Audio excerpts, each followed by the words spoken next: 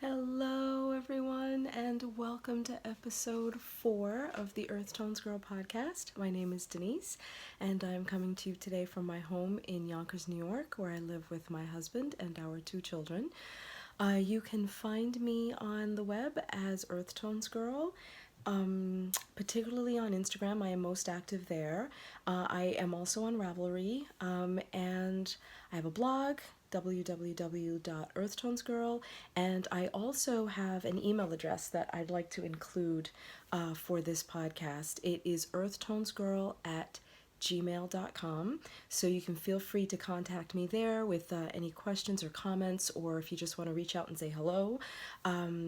Yeah, you can reach me at the email address. You can also PM me on Instagram, however you'd like to reach me, but I'm just giving you another option.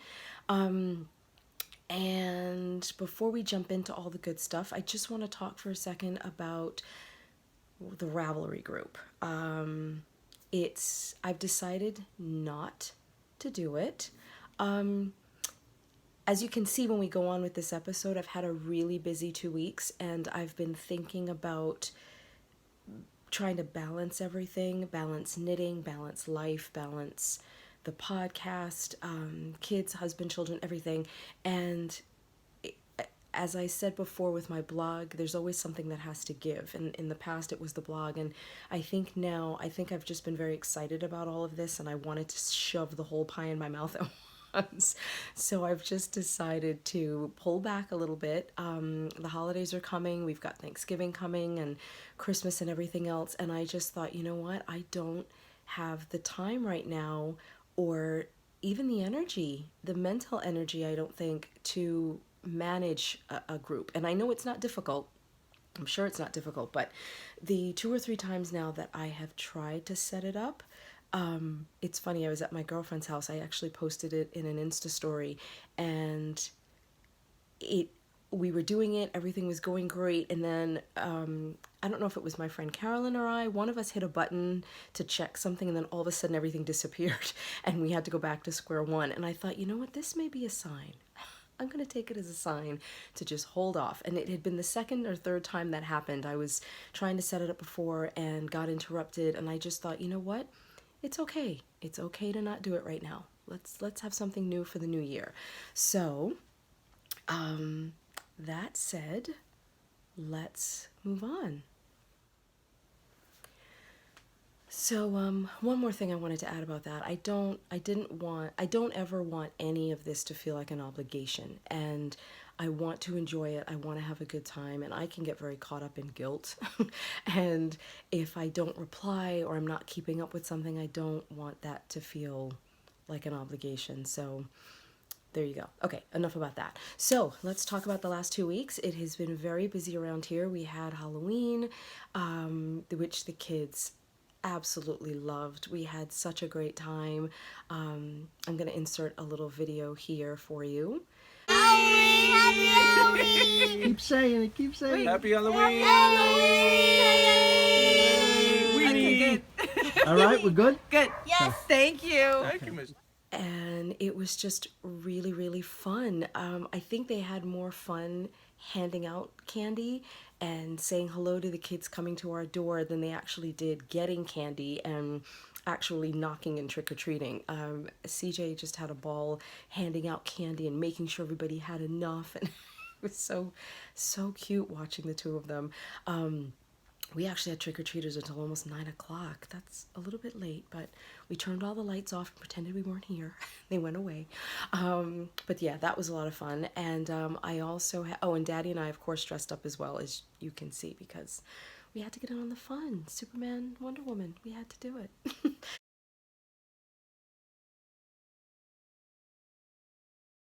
And I also had well, not me, but my friend of ours, one of Kira's girlfriends from school, she had an 8th birthday party, and her mom decided to do a Harry Potter themed party. Oh my gosh, people, this was epic. I mean, whoever runs the actual Hogwarts came to Yonkers and helped put this party together. That's how epic it was. It was just incredible. And my contribution, one of the things I have to share with you this week is a little bit of sewing, which we haven't had on the podcast yet. So I'm kind of excited to share that with you. But she wanted to have scarves for the kids like they wear in the movie, based on each house. And if you're not familiar with the Harry Potter books at all, I'm not going to bore you, but there's 4 houses at the school, at the main school, and each house is a different color. So that said, I sewed 14 scarves. It was so much fun. It was fun. It was time consuming, but definitely fun. 14 scarves in the house colors for this party. Oh my gosh. So I'm also going to put in a little video of all the scarves right here for you to have a look at.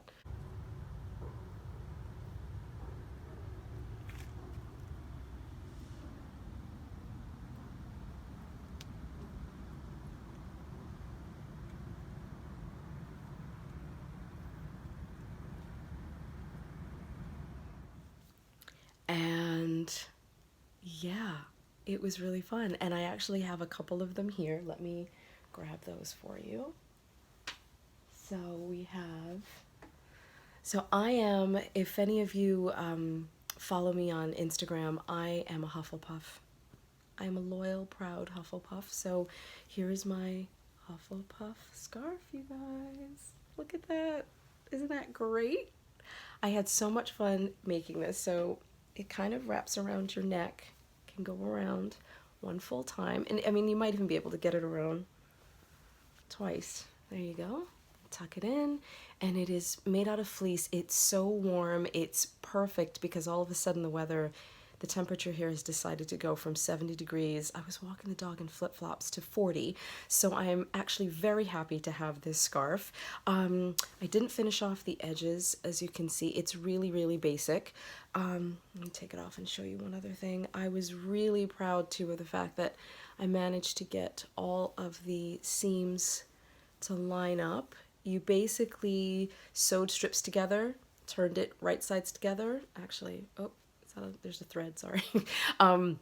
Sewed it right sides together. It was just a really, really long tube, and you turn the tube inside out. But the fabric was a little bit, it's fleece, and I don't know, I kind of have a hard time sewing fleece sometimes, and it just clogs up the sewing machine with all the fibers. I mean, there was fiber flying all over the place, but it was really, really fun. So here is a Hufflepuff, and I also have a Gryffindor scarf here, and again, everything lines up. The ends are not going to fray again because it's fleece. It's super warm. This one is for my daughter. That's her souvenir. And then I realized that I had 2 strips of each color left, so it wasn't enough to make another. I ended up making 3 scarves per house, and it wasn't enough to make 4 scarves per house. So what I did was I just sewed them together, and now I have a scarf that has all of the colors, and they're repeated twice, which is really great. So again, I will model this for you because I just love it so much. And again, so warm. I can tuck it into my coat. It's perfect. You can kind of go like that. And there you go. So here's my sewing. There will be more of this later, but right now I was in a period where I was sewing quite a bit and I was quilting a lot, but I find now, just put those over there, my needles are just on fire and it's all about the sewing. So let's just take a peek at my notes so I don't lose track of what I want to talk about. Yeah, so that is, I'm going to pause for a second and collect my thoughts. Hang on. Okay, I'm back. I'm organized now. So, yeah, so sewing all of those scarves definitely took up some time. Again, I was more than happy to do it, but it did eat up a little bit of knitting time and other time. And the other big thing, not big, but the other time-consuming thing is my husband is away again, doing more help overseas in Puerto Rico. He's also in St. Thomas, so it's just me flying solo with the kids and trying to get him prepped and out the door was a lot. And again, I can get people, my mom or my mother-in-law, to come in and help, but I really do enjoy spending time with the kids. And the needles have to be put down, so I didn't get to finish as much as I would have liked. And I also wanted to have had this episode up and available for you since last week. Excuse me, but that didn't happen either.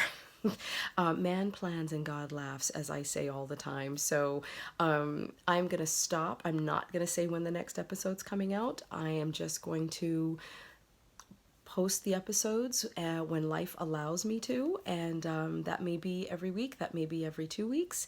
I really, really would like to do a minimum of 2 episodes a month, but so every 2 weeks. So we'll see what happens. But yeah, so all of that going on, what I decided to do is, this is only episode 4, and I have a lot of completed knitting projects that are in bags and in a huge cedar chest in our closet, which is right over there.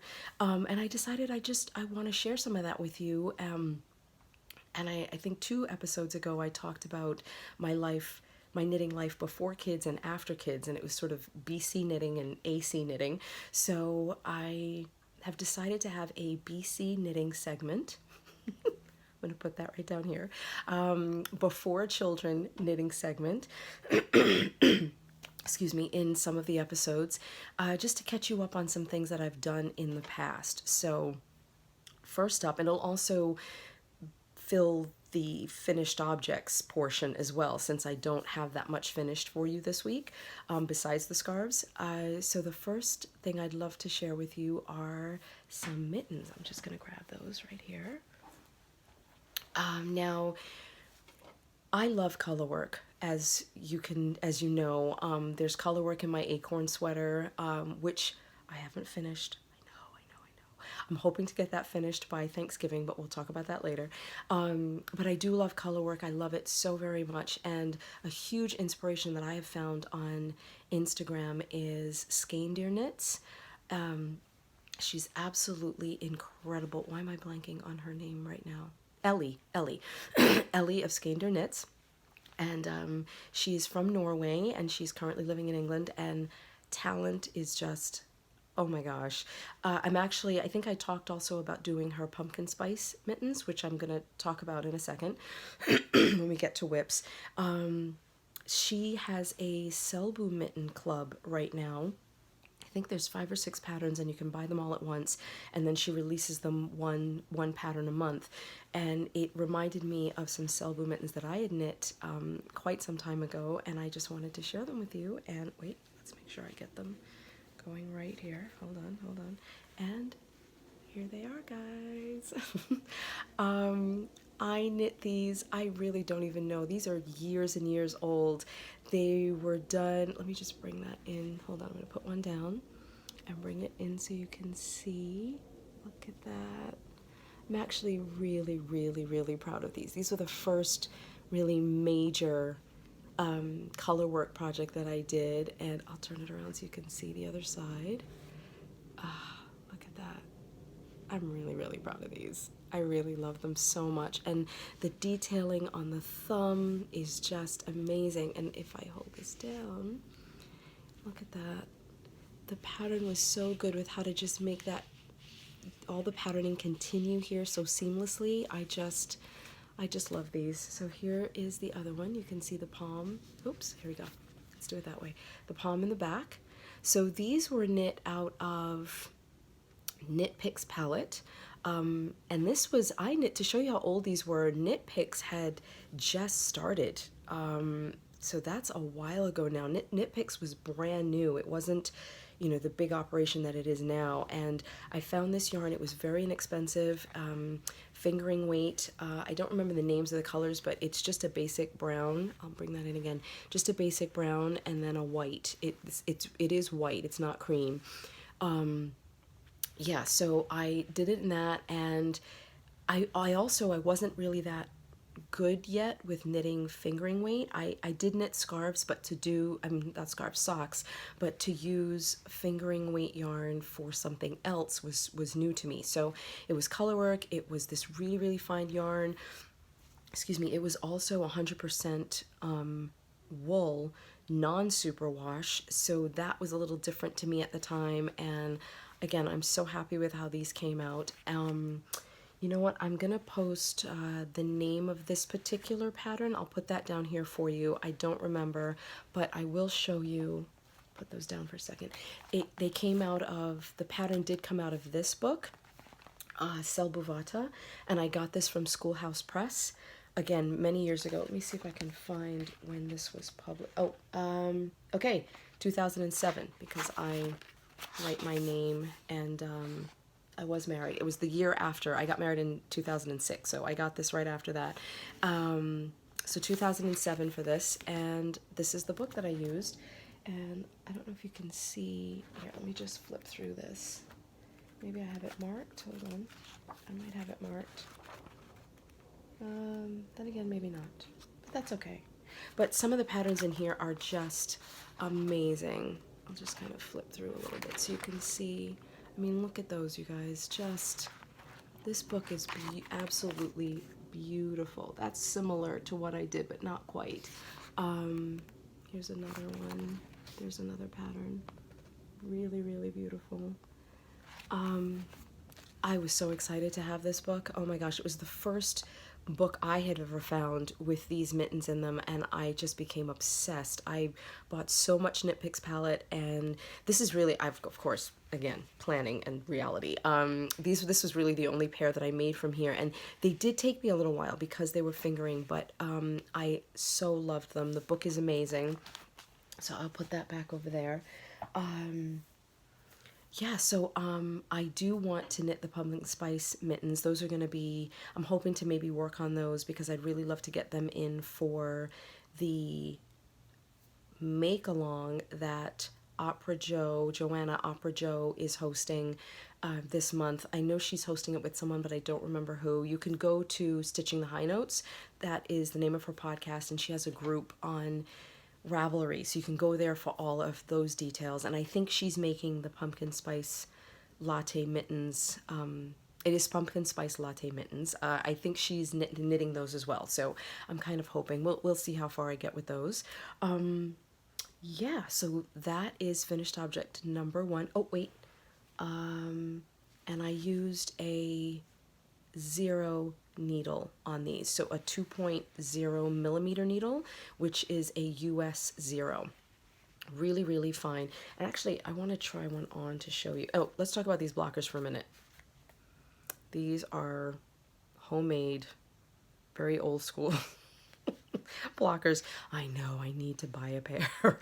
I'm gonna see if I can. I tried looking for some at Rhinebeck. I didn't find any. If any of you saw any or bought any and can tell me where to get a pair, that would be great. I'm thinking of getting a pair from Burning Impressions. I've seen them a lot on Instagram, so I might try that. But these are basically, here, let me just pull this out and I'll show you. It's a placemat. It's a placemat, and I cut the thumb and you just slide them over, and it's kind of a foam board. I don't know, maybe, what is that? A little bit less than a 1/4 inch thick, and it works great. And they were $1.99 for a placemat, and I got a full set. I got a set of blockers out of them. Actually, I got 2 sets, so there you go. Not bad for $1.99. But I did want to try this on and show you how this looks. There you go. Sorry, my watch is in the way. But as you can see, it comes down just to the watch, to the top of the watch. And there they are. Oh, they're so warm. They fit wonderfully. I love them. And I also wanted to show, look at how that stitching, how the stitches just continue right over the top there. Look at that, you guys. Isn't that amazing? And then just the way you do the decreases just brings everything to this perfect finish right there at the top. Oh, I love them. The only thing, if I had to do these again, I would probably just make this portion, just the ribbed portion of the cuff, longer. Take the watch off, make them a little bit longer, but other than that, they fit perfectly. They're right to the thumb. They're super duper warm because of all the floats and everything on the inside, and I just love them. There they are. Okay, so let's put these down for just a second, and let's get on to finished object number 2. Oh, I'm just checking the time over there. I do have to pick my son up for 11:30. My only time to podcast really is when he's in school. But I have to drop him off, make it back home and all of that. So I try to have everything all set up so once I come in the house I can just start. So let's go on to finished object, BC, finished object number 2. And that is this shawl. Look at that, guys. It's a little shawlette. It's small. I probably could have blocked it a little bit bigger, but let's put that on so you can see it. There we go. Look at that. Here, I'm going to stand a little bit. Oh, there you go, so you can see it.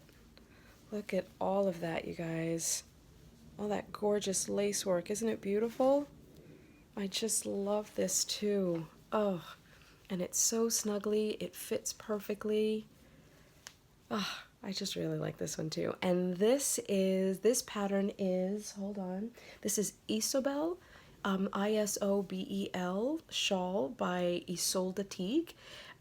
This is an older pattern of hers. I remember knitting this when my daughter was born in May, and I remember her first time mom, and you make all the silly mistakes, and I used to let her nap on my lap in our old apartment, and I'd sit by the window and she would be on my lap and I would knit this, and I remember kind of seeing her through the lace, and it's just, I have such fond memories of this shawl. It reminds me of her. And my only fear was like she would wake up and like reach up and grab it, and I was afraid of her poking her with a needle, but she slept through the whole thing. It was really, really great. She was a good napper. But yeah, so I used, hold on, I have to check the notes since I did this so long ago. This was knit, let me take it back off because it's actually a little bit warm in here. This was knit, let me bring that in so you can see it. Look at that. Isn't that just lovely? Look at all that lace. Just makes me kind of hanker for knitting lace again. I haven't done lace in a long time, and the yarn is Skinny Bugga by Sanguine Griffon. They are no longer around. They are out of business at this point, or just dissolved their business. The yarn is also discontinued, unfortunately.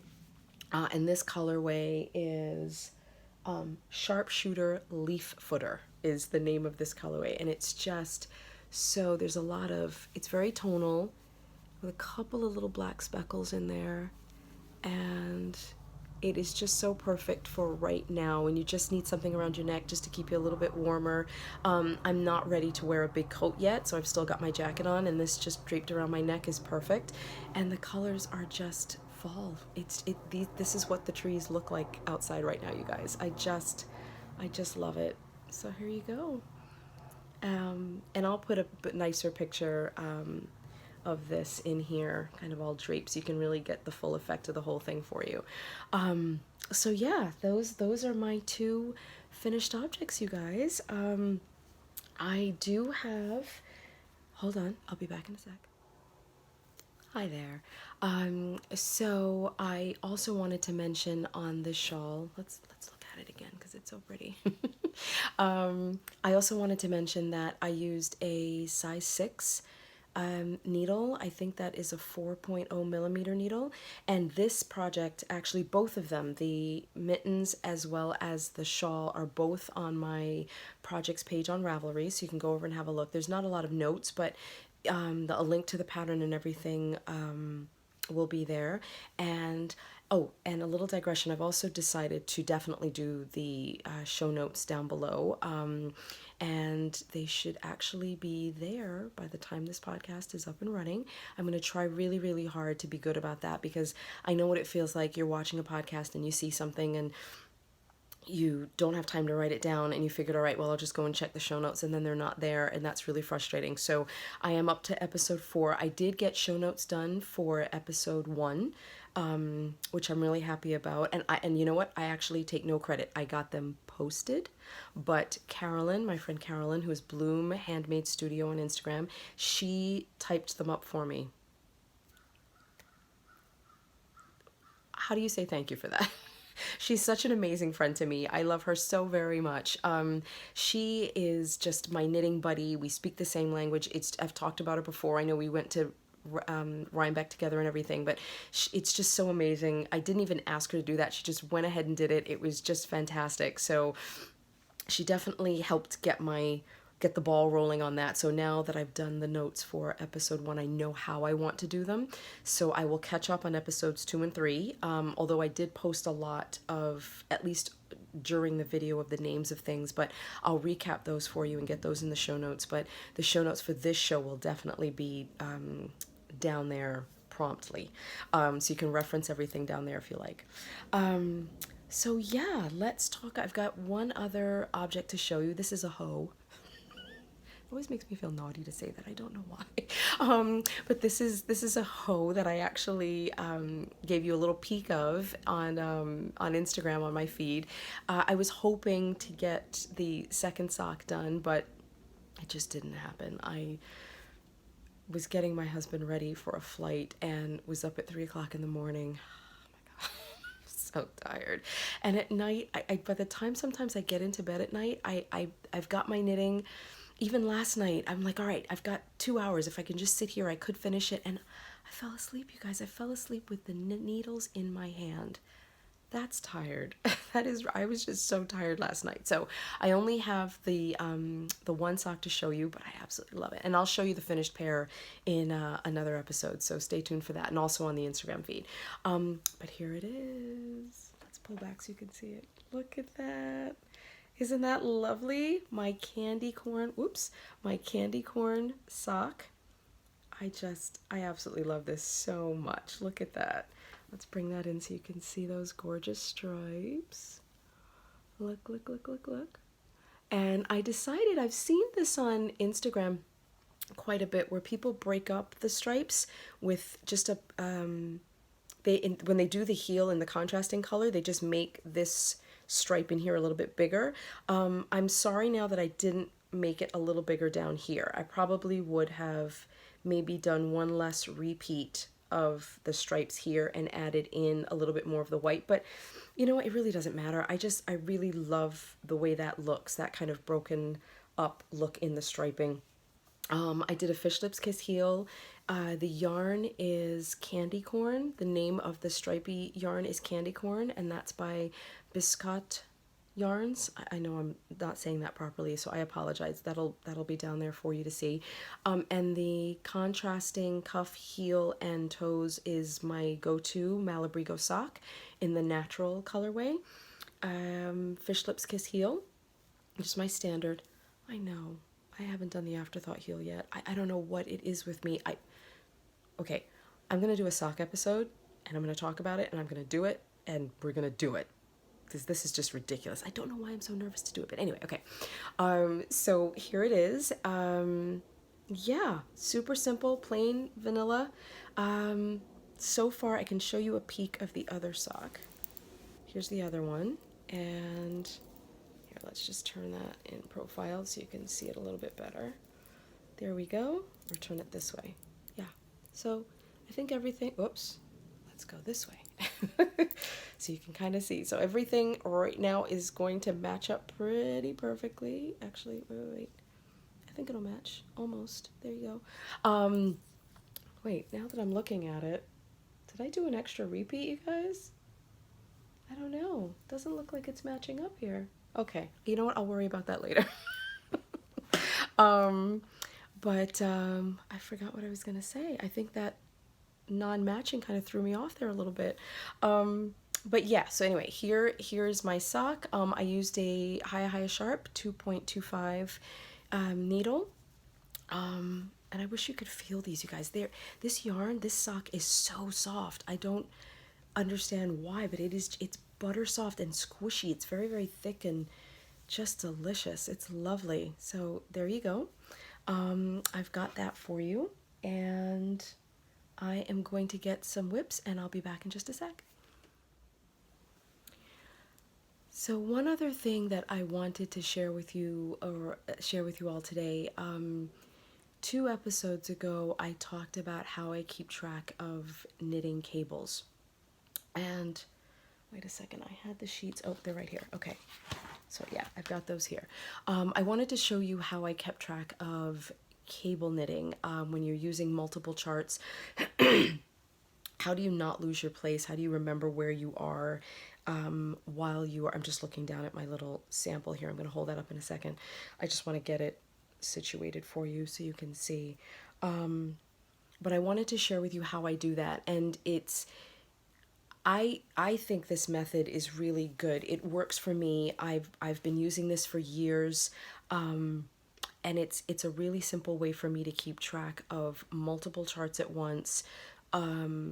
Especially if I don't always have the time to knit at home, if I want to take them with me and the cables are relatively simple, it's very easy to keep track of where you are, even if the cables have, one cable might be 4 rows high, another cable might be 8 rows high, you can still keep track of where you are without always looking at the chart.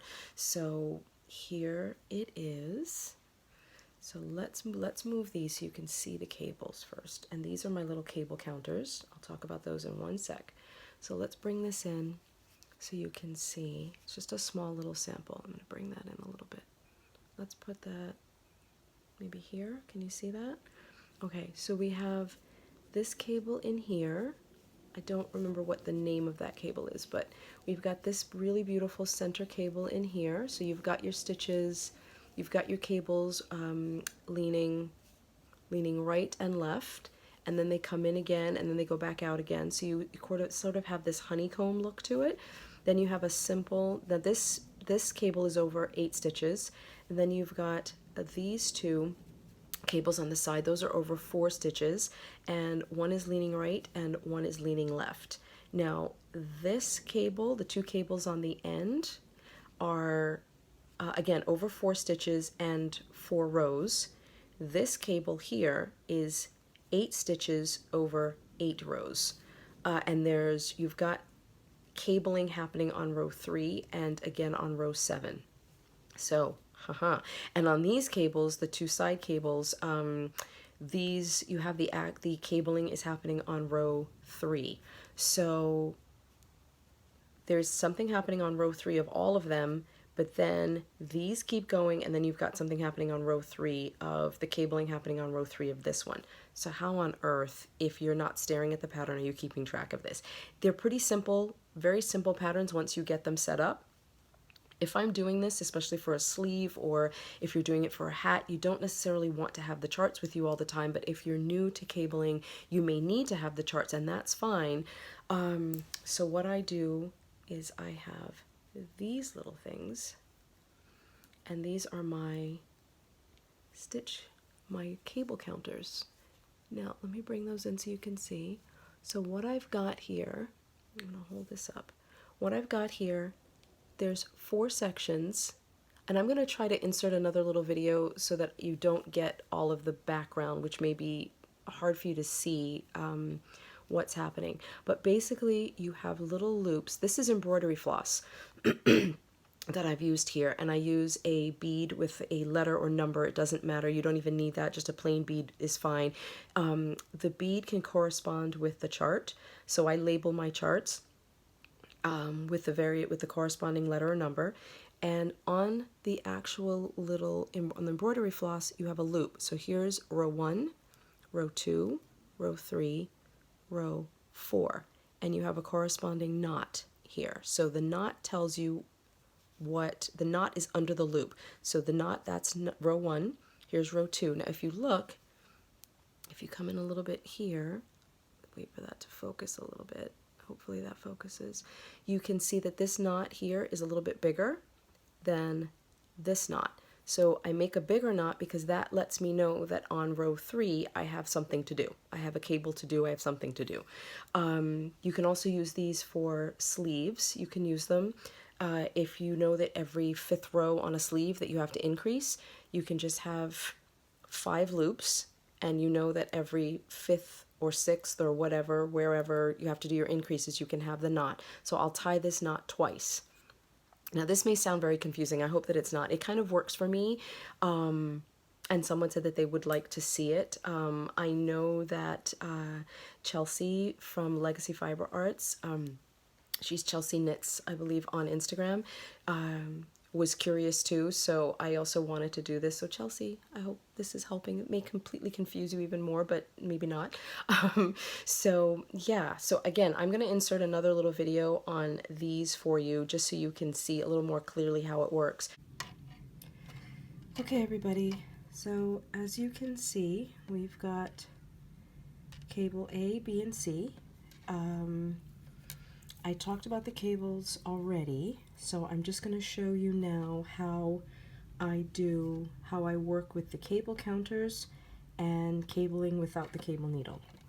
Now this is a little awkward for me because of where the camera is and where I am, so I'm going to try my best to make this work. Okay, so just bear with me a second. Okay, hang on. All right, here we go.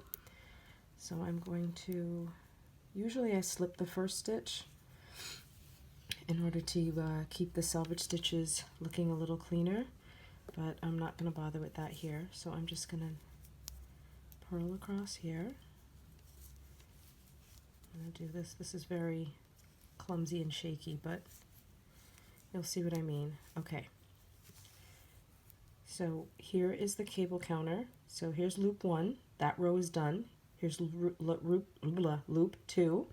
That row is done. So I'm about to do row 3, and there is the bigger double knot. So I'm just going to put the needle into the loop, slide that off, and now I have to do a left leaning cable. So I'm going to slide the first 2 stitches to the front. I'm going to hold those in my finger. I'm going to knit the next 2 stitches. I'm still holding on to the first 2. They're right there. Now I'm going to catch them back on the needle, and now I'm going to knit them. Okay, there we go. So now I'm now up to row 3 on the counter. I have now just crossed my cable, left leaning, so we're going to continue. I'm going to do that again. This next cable is a little trickier. Sorry for putting my thumb in the way. I just realized, you don't always realize how you knit until you see yourself. Okay, so here we are again. There's my double knot. I'm up to row 7 on this one. Whoops, let's slide that back down. So I'm up to row 7, as you can see. So now these, you have to break this up. There's 2 cables going on here, so the first 4 stitches are what I'm going to concern myself with.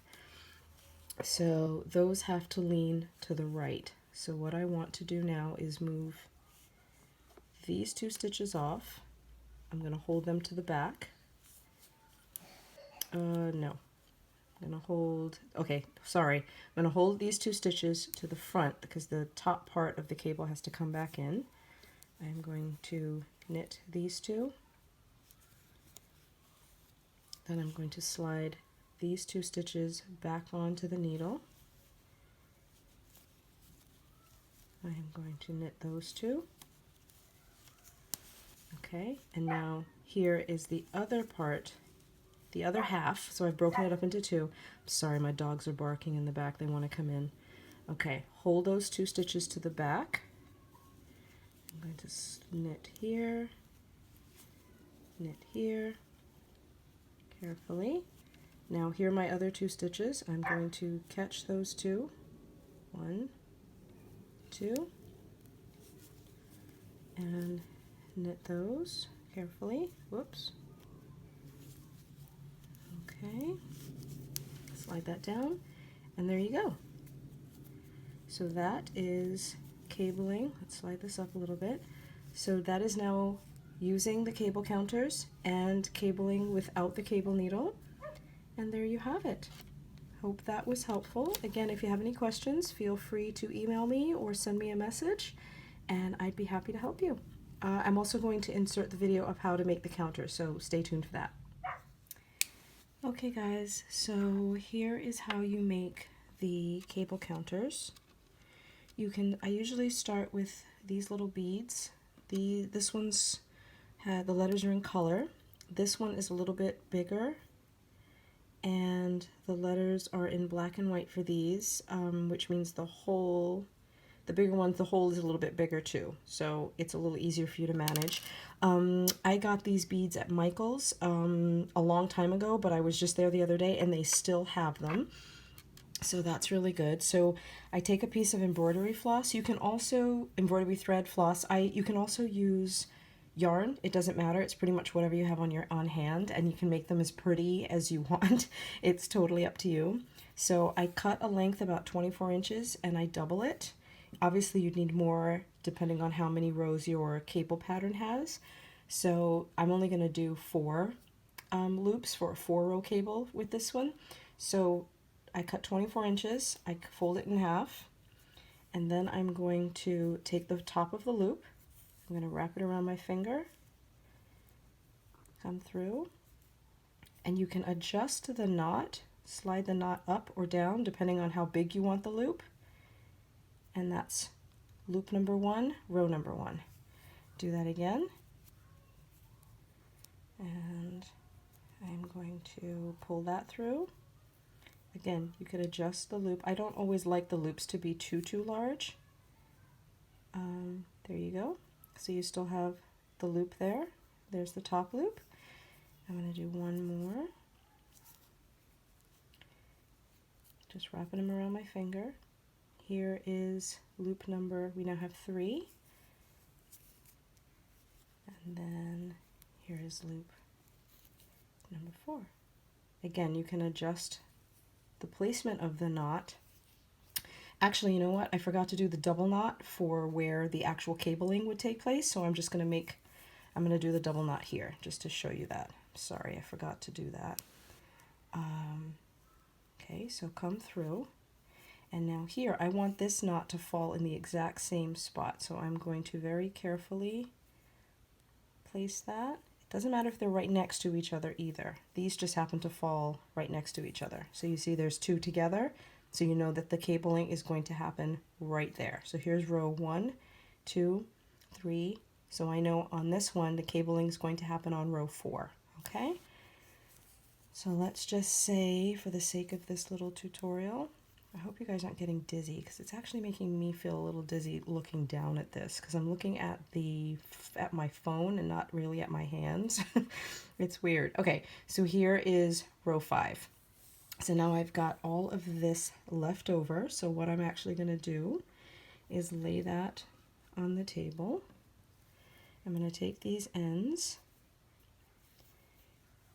here. Whoops. I'm sorry, you guys. This just feels a little weird to me. I'm going to take my bead. I feel like I'm doing everything in the opposite direction. So I'm going to take my bead and I'm going to slide the end. Wow, okay. There we go. Slide the end through. So you've got it, it looks like that. I'm going to move this other bead since we're not using it. So now I'm going to take the other end and slide that through actually in the opposite. Okay, I just licked my finger. Sorry, you didn't need to see that. Just to kind of make that a little cleaner to get through. And then I'm going to slide that through the other side. So here you go. So it looks like that. Okay, now I'm going to just pull these. And the reason I go in opposite directions is because I want the bead to be kind of level so I can still see the letter if that's what you need to. If it has a letter, you can still see where you are, and it just makes the row counter hang a little bit better. So now once that's done, I'm just going to tie a little knot right in here. Again, I'm trying to look through the camera here, right there, and then I'm going to tie another one. Now these don't have to be fancy. This is just a little tool. Here we go. This is just a little tool to help you, there we go, with keeping track of your rows. And I like it to be at the bottom. So basically you're done. So I'm just going to reach for my scissors here. Here you go. I've got that. You don't need the ends to be long. I'm just going to clip that off right there and disregard that. And there you go. There's your cable counter with 5 rows. 1, 2, 3, 4. the cable is actually taking place right here. Let's count that again because I brought it a little closer. So row 1, 2, 3, 4. On row 4 with its corresponding bead, there's a double knot, so the cable's going to happen there. Here's row 5, so I know I'm done. And there is my little bead, my little marker to correspond with the cable. If the cables don't have numbers or letters, that's where you can do that yourself and label them accordingly. And you're all set. I hope you guys found that helpful. Again, if you have any questions, please feel free to contact me. Thanks so much. So as I'm knitting along, what will happen, you know what, I'll do that in the video, because again, you're not going to be able to see it that clearly here to try to hold this up and juggle it for you to see. But what happens is I'm knitting along, and when I get to the next loop, I basically just slide the needle, the needle just gets slid right into the next loop, and I know that I'm on, right there, I know that I'm on the next row as I'm knitting across. And that's basically it. And I don't use a cable needle. When I'm cabling, I just hold the stitches. If you're using wool, now this particular yarn, I'm on a Xiaogu needle right now. This is a 5mm. No, this is a US 5. I don't remember what the millimeters are. The packaging's over there, but it's too far to reach. I'll knock the camera over. Xiaogu number 5. I don't use a cable needle. This yarn is a superwash, but it's a superwash wool, but it's sticky enough, and by sticky I mean the yarn itself isn't going to run that easily. If I really give it a yank, of course it's going to pull, but for the most part it's going to stay together. So I just pinch the 2 stitches or 3 stitches with my, usually I try to do it only with 2. I'll hold the 2 stitches in my finger, cable the next stitches, and I'm either holding them to the front or the back, cable those, and then I'll just slide the stitches I'm holding back onto the needle, and I keep knitting. That's basically it. I know it sounds, I don't mean to sound flip about it, or well, isn't that easy? I don't mean it to sound that way. By all means, use a cable needle, please, if that is more comfortable for you. I just like to go a little bit quicker, and I always either forget where I put the cable needle, or sometimes I tuck it behind my ear, and again, forget that it's there, and I'm looking all over the place for it and can't find my cable needle, so I just cable without it. And all of these stitches here, all this cabling was done without the cable needle. When I get to the end of the cable, I give the stitches between the cable, and these are just reverse stockinette, I give them an extra tug when I go into the next stitch, just to tighten up so you don't get spaces and holes in here. And I do the same thing on the actual cabling row, just give a little extra tug in there. And that's it, you guys. I hope that helps. If you have any questions about this, I'm happy to show you again. I hope that the video that I've put in here has helped for you to see what's going on there. Yeah, so, and I'll also show you how I make these actual little, see, like here, this one, let me hold this one up. This one is at row 1 right now, okay? So here's row 1 of the chart. But on this chart, as I said, it has 8 rows, so I'm about to start row 5. So that's why there's all of this above, because I've already completed these. So that's just hanging, and I have these rows left to go. So I think that is it for that. I hope that helps, and that it's not, as clear as mud. But this really works for me. I've been doing it for a while. I use it for increases on sleeves. I've used it.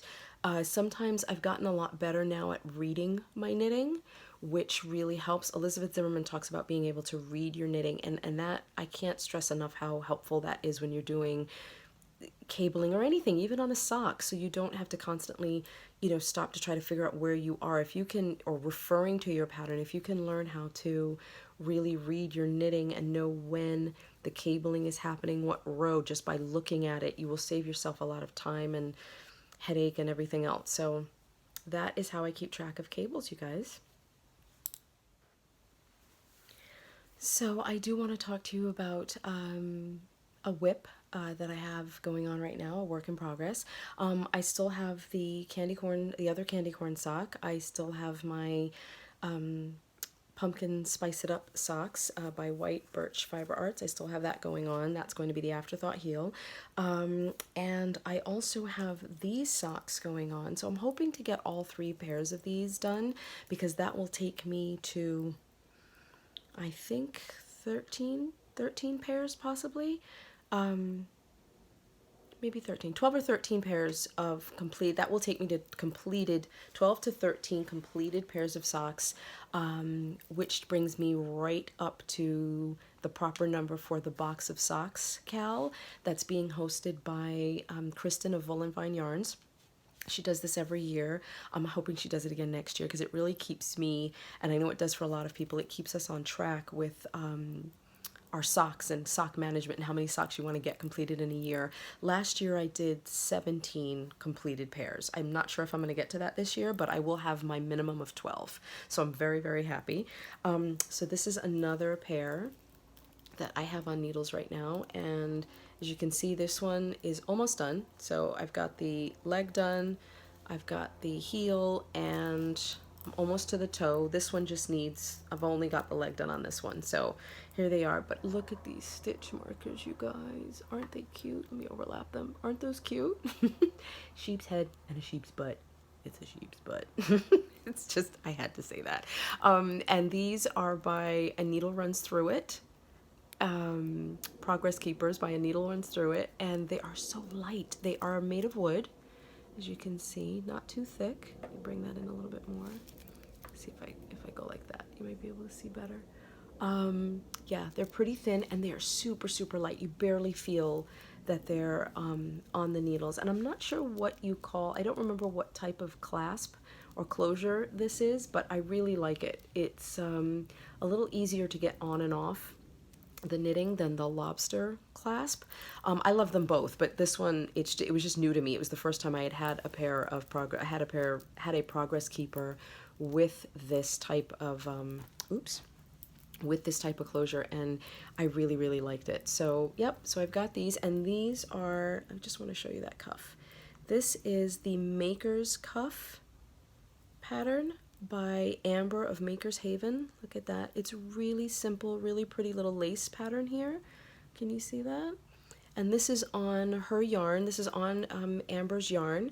This is her sparkle base, and it is, give me a minute, it is My Wandering Mind is the name of the colorway, and I love the speckles. It's just so pretty, and I don't know if you can see, there's a little bit of gold stellina in there, which, I don't know, it just seems so fitting for right now, for this time of the year. I just love them. I don't know why I'm going back and forth. I just love them. They're so beautiful. I don't know why I haven't finished them yet, but it's just one of these things, every now and then you forget that you've got a project, and yeah, you just need to finish. So I'm hoping to get these done. I'm using, these are actually Addy sock rockets, 2.25, which are very hard to find. I knew that they existed, but stores don't seem to carry these. They carry the sock rockets, but not the 2.25. This is a really hard size to find in the Addies. So I ordered these from Amazon, and they're a little heavier. This part, the actual needle portion, the cable is great. I love the cable, seamless join, it's perfect. But the actual needle itself is a little heavier than the Hiya Sharp. Depends on how my hands are feeling on a given day. I love them both. I really, really do. These are a little less pointy, which is nice sometimes. I tend to poke myself a lot with the Hiya Sharps. I don't mind, and I'm used to it. But these are a little less pointy, and I find they split the yarn a lot less. The Hiya Sharps split the yarn a little bit, and that could just be a user problem. That's probably just me.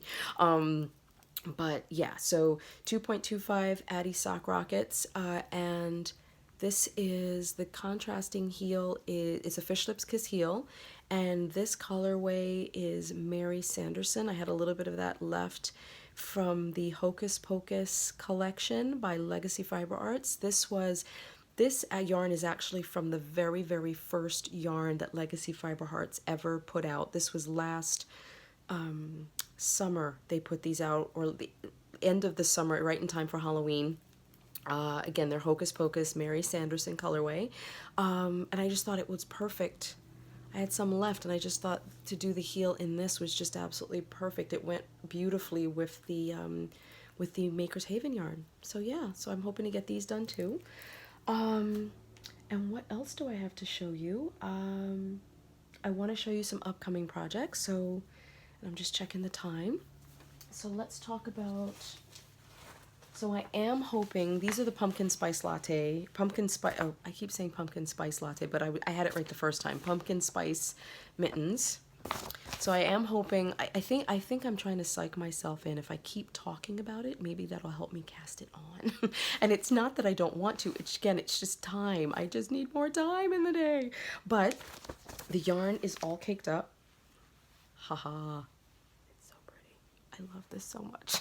It's all caked up and ready to go. So that should be a good motivation for me. I've got the needles, I've got everything. So I'm hoping to get those cast on soon. And I also want to, as the phone rings, hold on a moment. Sorry about that, you guys. I don't understand what it is with the phone. My phone does not ring. My house phone doesn't ring.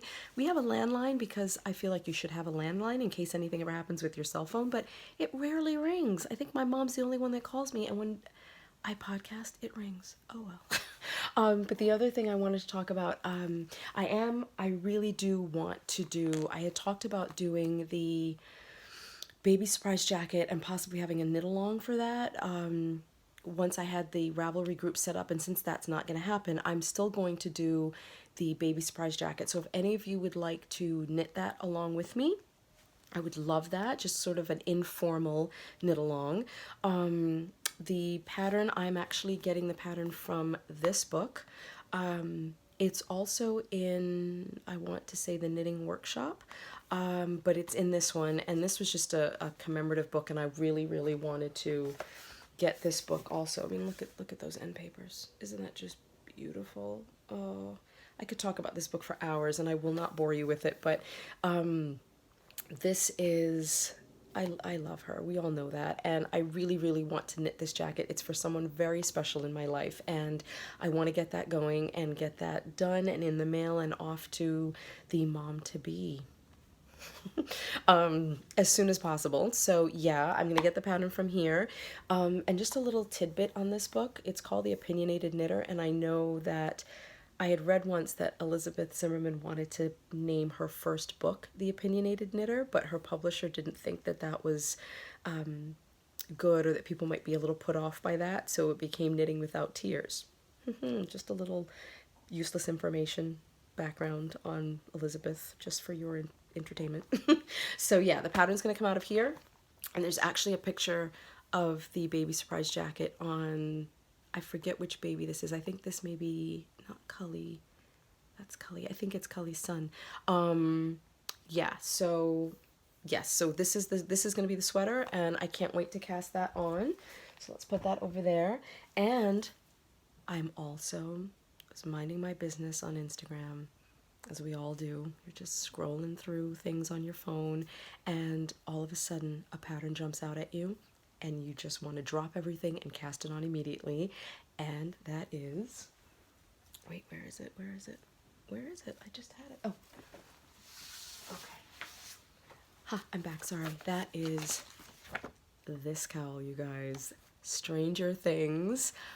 For any of you that are fans of the Netflix series, I am crazy fan. Love it, love it, love it. I am completely addicted. I'm almost finished season 2. I think I'm rationing myself because I just don't want it to end.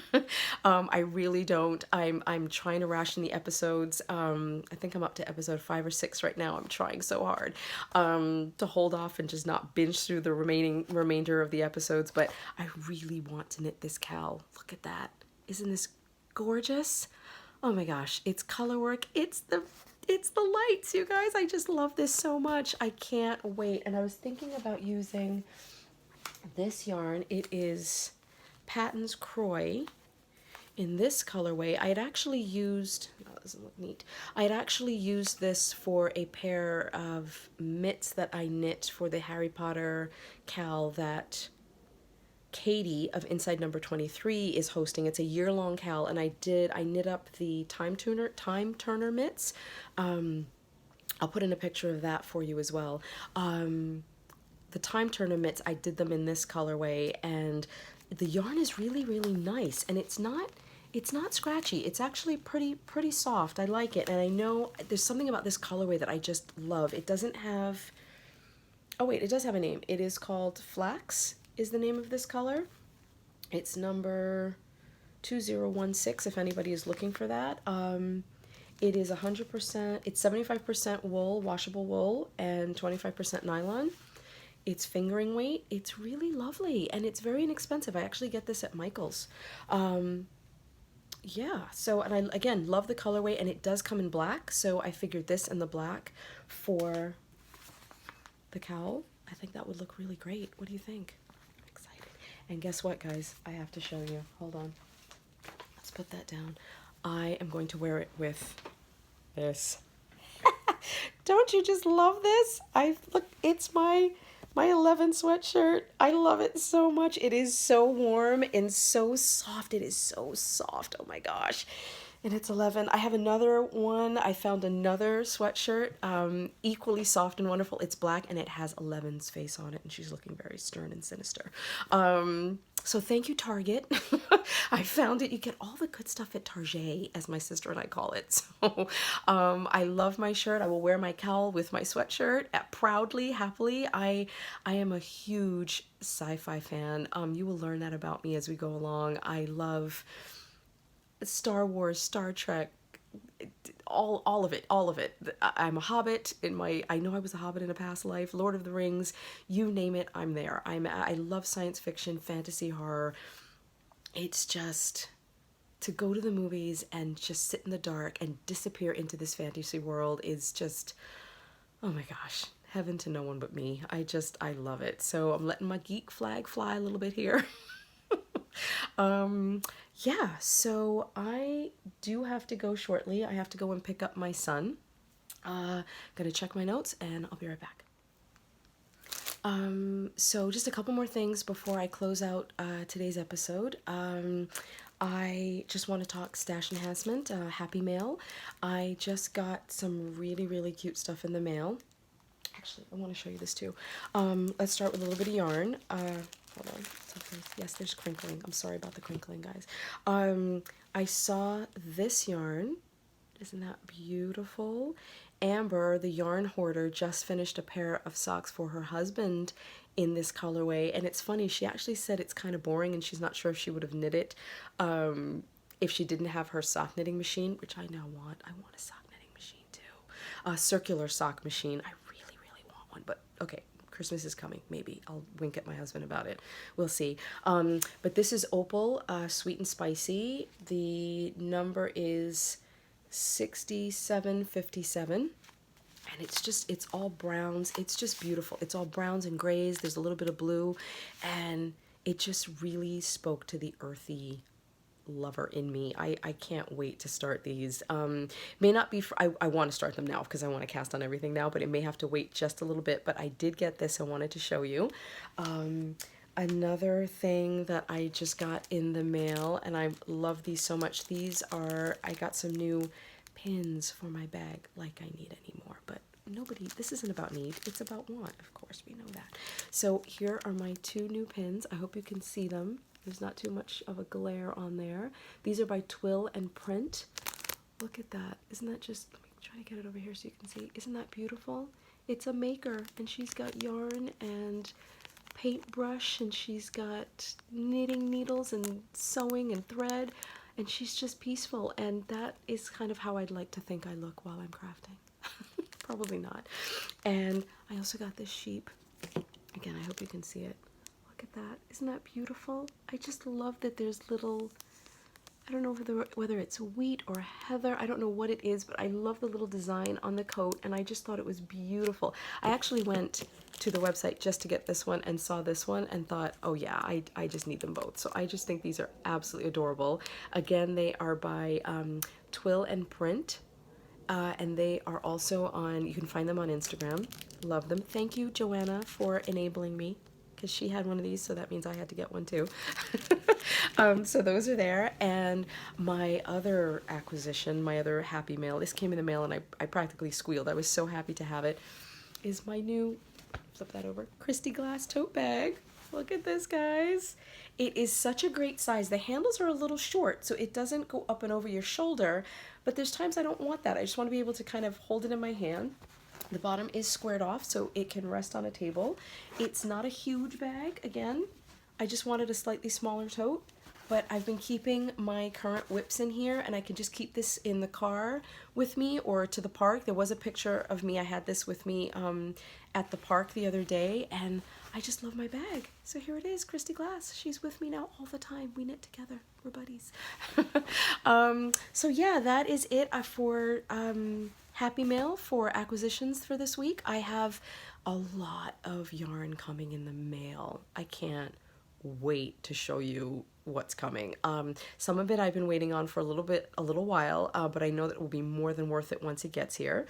Yeah, and I also want to talk about next episode. I'm hoping to get 1, possibly 2 more episodes in before December 1st. I'm hoping to do Vlogmas this year because I have 3. I know, don't judge. I have 3 advent calendars. So excited. I have one by MakersHaven, and I put up a post that came in the mail 2 days ago, and I put up a post on my Instagram feed. I can't wait to open these. I mean, oh my gosh. So I have MakersHaven advent calendar. I have one by Legacy Fiber Arts. So excited. That was a little squeaky sound I made. So excited. And I also have the Opal advent calendar. You guys, wait until you see that. It is huge and gorgeous. I got that from the Woolly Brew in England. I believe England or Scotland. I'll double check. I'll let you know.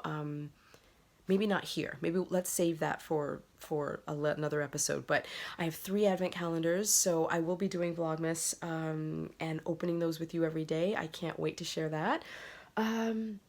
Yeah, I want to do at least 1 or 2 more episodes. I've got some other projects I want to finish up. I want to have a sock episode to just talk afterthought heels with you all, and we'll see where life and the road and everything takes me. So I hope you all have enjoyed this episode. If you have, please give a thumbs up. Please subscribe. I should have said this in the beginning. Welcome to all of my viewers. I now have viewers. I'm really excited. So if you've been with me since episode 1, I hope that you've enjoyed this one as much as you have the others. If this was your first episode with me, I hope you did enjoy it and you come back. And that's all, you guys. I will see you all again very soon. Happy knitting, happy sewing, happy making, and I'll see you guys later. Bye.